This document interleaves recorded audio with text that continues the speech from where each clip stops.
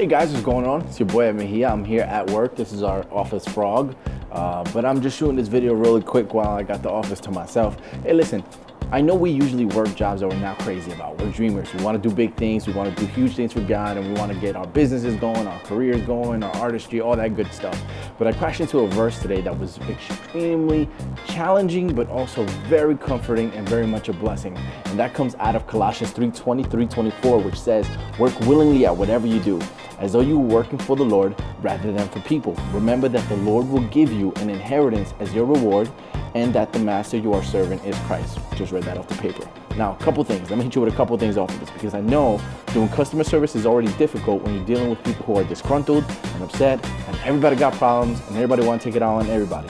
Other times, you even deal with bosses who are either insecure or having their own challenges or having their own issues, and you somehow got to keep it Christian, right? Well, let me tell you what helps to do that. Number one, work willingly, all right? Work willingly. And it starts there, as in, like, it doesn't say, listen, it doesn't just tell you to conjure it up. It tells you what to do so that you would work willingly. Listen to this. It says, as though you were working for the Lord. In other words, in your mindset, you should be thinking that everything you're doing is for the Lord. As annoying or as small or as insignificant as it may seem, you're doing it for the Lord. The second thing is, remember that the Lord will give you an inheritance. It's easy to forget that your job is not your provider. God is.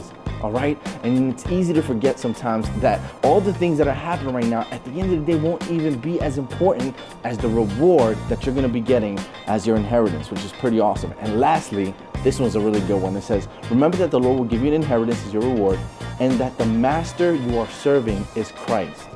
Yo, I know we got some difficult bosses, and I know that language is kind of like, oh man, master, and it kind of brings thoughts of slavery, and we all seen the harshness and the ugliness of slavery. But this is a very comforting thing for us, believer, and I'll tell you why.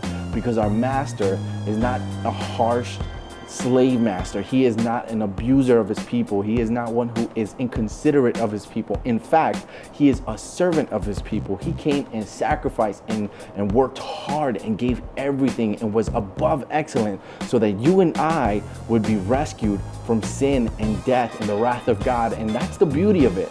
Remember that our master is Christ.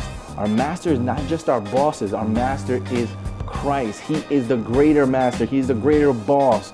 And the beauty of that is that he is for you. He loves you. He's with you. And in light of the way he treats you, he expects you to work and serve God and people with the same willingness that he served you. So I hope that encourages you today. Hang in there. Be prayerful. You know what I'm saying? Be focused.